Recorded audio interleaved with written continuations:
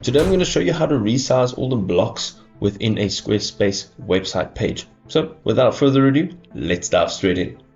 So I'm going to go ahead on the left hand side, you'll see it says websites and it also says pages. I'm going to go into pages and I'm just going to go into one of the pages so that we can resize the blocks. Let's go ahead and click on edit. Once you click on edit, everything that you see will be customizable. So let's go ahead and click on this image. This image is a block. And what you want to do is navigate to the corners, and here you can just simply click down and drag to resize.